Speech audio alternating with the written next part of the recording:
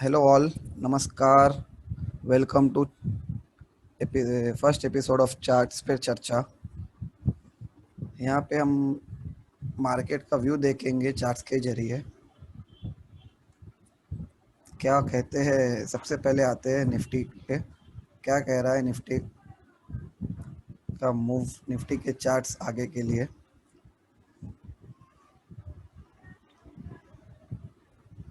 अगर निफ्टी के recent move पे ध्यान दिया जाए, यहाँ अपने को दिखेगा पिछले कुछ सेशन से मार्केट कंटिन्यूअसली 12,000 के पास रेसिस्टेंस पा रहा है, गेटिंग रेसिस्टेंस अराउंड 12,000.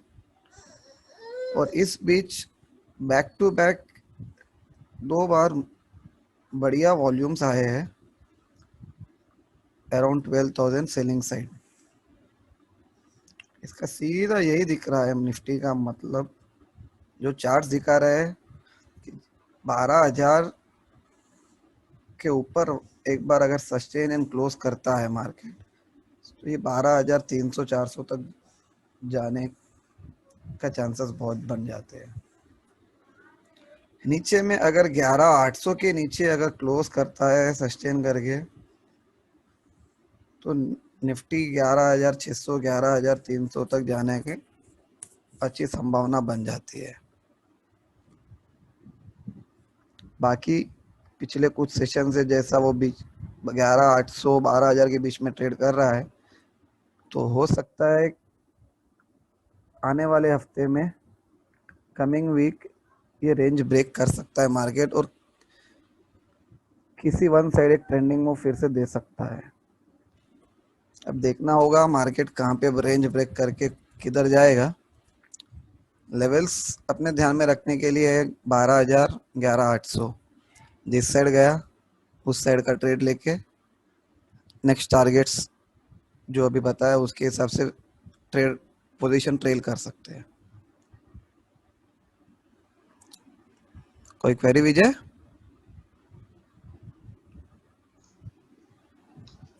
इसका इंटरनल स्ट्रक्चर एक बार एग्जामिन करें, पिछले 5-6 दिनों का जो ओके. स्ट्रक्चर बना है.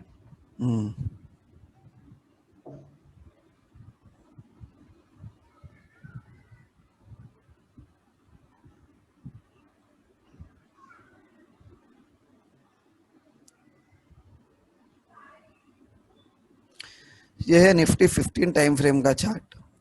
अगर इसमें गौर करते हैं, 12,000 से सेल ऑफ में जब आया लास्ट टाइम बड़े वॉल्यूम्स के साथ, तब मार्केट 11,650 के आसपास तक गिरा था, ये वाला मूव. ठीक है. रिसेंट में जब ये सेल ऑफ आया है, अप्रोक्सीमेट सिमिलर वॉल्यूम थे 1,60,00,000 के ऊपर, मगर ये 11,750 के ऊपर से ही पलट चुका है. मतलब यहाँ पे कहीं ना कहीं कुछ अच्छा डिमांड उभर के आया है इसमें. There was good demand last time के मुकाबले, जब सेम लेवल से सिमिलर वॉल्यूम के साथ में जब सेल आया है, मगर यहाँ पे पहले ही एक अच्छा डिमांड दिखा है, तो इसके हिसाब से चांसेस तो इसके ब्रेकआउट के बनते हैं.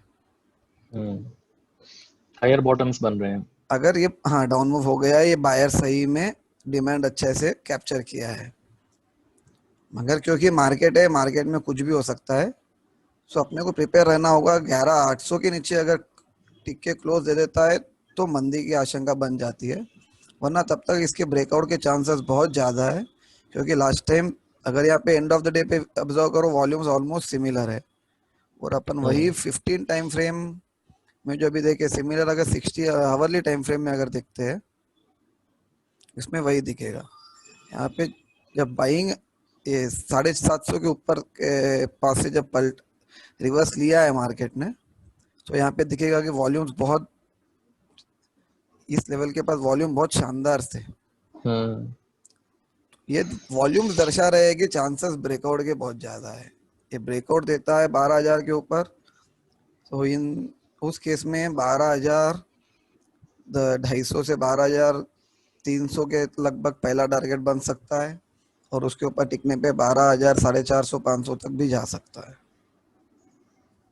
इस केस में अगर ब्रेकआउट देता है 12,000 के ऊपर तो स्टॉप लॉस रहेगा 11,900 का। हो सकता है मार्केट में ऊपर जाके फिर बाद में पलट जाए, तो अपन बिना स्टॉप लॉस मार्केट में ट्रेड करना नहीं चाहिए। इसके लिए स्टॉप लॉस रहेगा 11,900 का।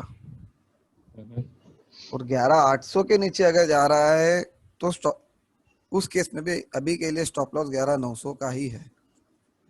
मतलब मोटा मोटी मार्केट का प्रेजेंट मूव, मार्केट 11,930 के पास में जो निफ्टी ने क्लोजिंग दिया है, सो नियर टू एक मेजर रेफरेंस है, जहां से भी वो जाए वो स्टॉप लॉस बन जाएगा 11,900 का।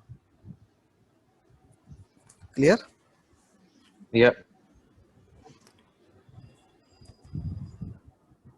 और कुछ इसमें या कुछ स्टॉक नहीं, आई देखे? थिंक क्लियर है।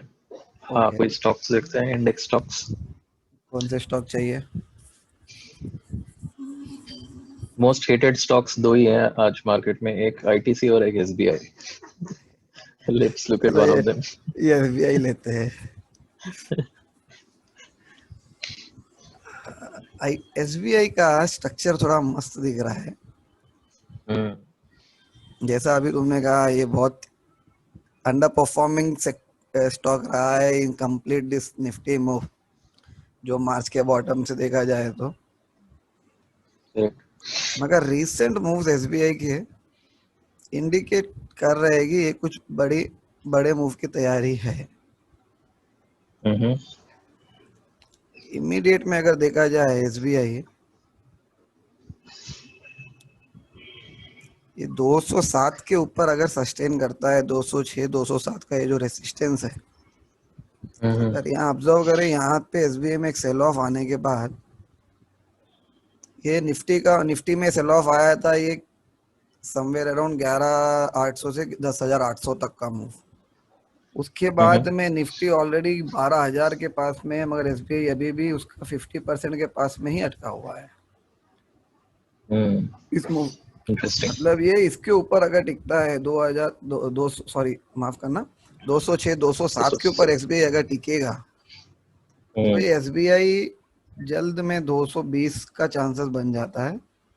220 से 225 का टारगेट बनेगा।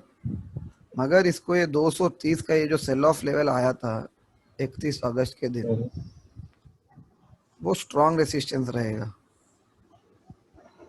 ओके। इसके ऊपर अगर एसबीआई सस्टेन करता है तो ही ये बड़ी तेजी दिखा सकता है 250 280 तक का। वो बहुत दूर की बात हो जाएगी अभी के लिए। अभी शॉर्ट टर्म में 207 का लेवल बहुत इंपॉर्टेंट है। उसके ऊपर टिक के क्लोज करता है तो ये अच्छे से जा सकता है। वैसा देखा जाए तो पिछले 4 दिन का मूव इसमें 206 200 के बीच में लगभग ट्रेड किया है। तो करेक्ट। इसको 200 का रेफरेंस मैटर करेगा। 200 के नीचे अगर टिकता है, समझो 207 क्रॉस नहीं कर रहा है और 200 के नीचे टिक रहा है, क्लोज दे रहा है, सो उस केस में एसबीआई फिर से 190 और 180 तक जा सकता है। और ये मूव शायद फास्ट में रह सकता है अगर ब्रेक करेगा, बिकॉज एसबीआई ने 50% ऑफ द मूव के पास से ही पलटी लिया होगा। पिछले डाउन मूव का लगभग 50% के पास में है एसबीआई है, और वो वहां से उसको क्रॉस करने में पिछले कुछ दिनों से उसको रेसिस्टेंस मिल रहा है उधर। देखने के लिए इंटरेस्टिंग पोजीशन पे फिलहाल, क्योंकि निफ्टी, बैंक निफ्टी बहुत हाई लेवल पे compare to SBI, SBI highly underperforming रहा है। अब हो सकता है इसमें कुछ अब मूवमेंट बन जाए, देखते इसमें हैं क्या वॉल्यूम्स करता के है। हिसाब से क्या दिख रहा है इसमें? वॉल्यूम के हिसाब से वही है, इसमें रीसेंट वॉल्यूम्स अगर देखा जाए, इसने हाई वॉल्यूम यहाँ पे बनाने के बाद 206-7 के पास में पिछले कुछ दिनों के वॉल्यूम, यहाँ पे जब हाई वॉल्यूम बनाया है इसने, उसके बाद में पिछले कंप्लीट 7-8 दिन से इसका मूव में वॉल्यूम्स बहुत डल रहा है। और रीसेंट लास्ट वीक का मूव तो इसमें बहुत नैरो रेंज में रहा है और विथ वेरी डल वॉल्यूम्स। ये कुछ एक फाइनल लेग ऑफ पॉज के कंसोलिडेशन लग तरफ रहा है, कंसोलिडेशन है, फाइनल लेग ऑफ कंसोलिडेशन के पास में है। है। ये उसके बाद में एक मूव दे सकता है, ऐसा दिख रहा है। हम्म। ठीक है। Interesting interesting.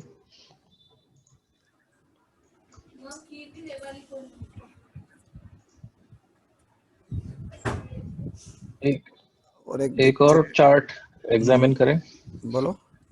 जो काफी दिनों से ब्रेकआउट कर नहीं पा रहा है, वो है बजाज ऑटो। बजाज ऑटो।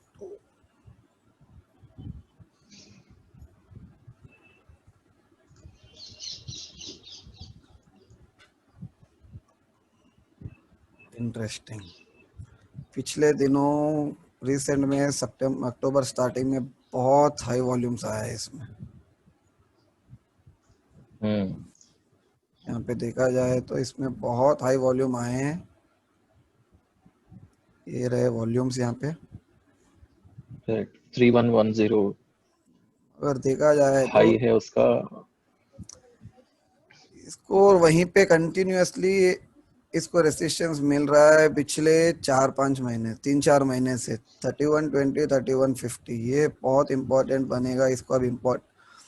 एक तो ये 3-4 महीने से रेसिस्टेंस है, हम्म। राइट फ्रॉम अगस्त सितंबर अक्टूबर कंप्लीट 3 महीने का रेसिस्टेंस चल रहा है, और यहाँ पे उसी लेवल के नियर में बहुत हाई वॉल्यूम्स आए हैं। तो 3120, 3150 का जोन इसके लिए बहुत इंपॉर्टेंट रेसिस्टेंस रह जाएगा अभी। और अगर हम्म। देखा जाए तो इसने पिछले 4 महीने से मोस्टली 2800 से लेके 3150 के बीच में ट्रेड किया है। मगर रिसेंट में फिर अगर यहाँ गौर किया जाए, ये है थर्सडे के वॉल्यूम्स और फ्राइडे के वॉल्यूम्स, पिछले कुछ दिनों से अच्छे हाई वॉल्यूम्स है। एंड ये हम्म। नियर टू रेसिस्टेंस फिर से पहुंच रहा है, जहाँ पे पहले लास्ट टाइम बहुत हाई वॉल्यूम दिखे थे 3150 के पास। हम्म। So, ये 2950 से 3150 का इमीडिएट ये रेंज है इसका। ये जो पूरा हम्म। अक्टूबर मंथ में इसके बीच में ट्रेड किया है, 3150 के ऊपर अगर ये सस्टेन कर देता है तो इसमें एक नई तेजी स्टार्ट हो सकती है, जो कि इसको 3300, 3500 तक लेके जाएगी। चांसेस 3300, 3500 के बन जाएंगे, हम्म। 3150 के ऊपर सस्टेन करके क्लोज करता है तो। उस केस में इसका स्टॉप लॉस रखना होगा 3050 का, 3100 का। इसके ये जो हम्म। सपोर्ट, ये सपोर्ट बन जाएगा। अगर ये 2950, ये हम्म। जो पिछले लगभग एक महीने से रेंज में ट्रेड कर रहा है 2950, 3150 के रेंज में, अगर ये 2950 ब्रेक हम्म। कर देगा, और जो लग रहा है कि रिसेंट वॉल्यूम में इसमें जल्दी एक अच्छा मूव बन सकता है। सो अपने को हम्म। तो जब जहाँ पे रेंज ब्रेक देगा, फिगर लेवल याद रखना होगा 3150, 2950 का रेंज। 2950 अगर रेंज ब्रेक कर देगा तो इसमें 2800 का सबसे पहले का टारगेट बन जाएगा। 2800 के नीचे अगर ये सस्टेन कर देता है तो उस केस में ये 2500 से 2400 तक भी जा सकता है। ये वो दूर का टारगेट है, मगर ओके। 2800 जो 4 महीने का रेंज का सपोर्ट है, वो एक अच्छा सपोर्ट रहेगा। तो 2800 के पास में इसको फिर से एक हम्म। बार देखना होगा कि वहाँ पे बाइंग आ रहा है या वॉल्यूम बन रहे हैं।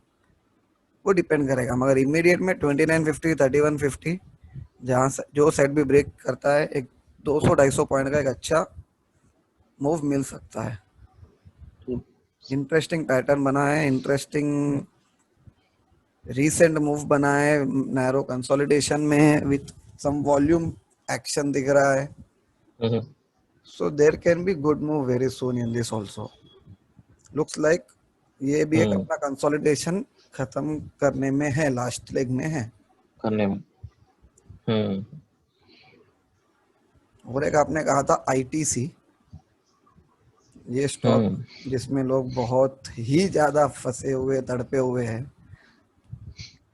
हाईली एंड अप परफॉर्मिंग रहा है कंप्लीटली।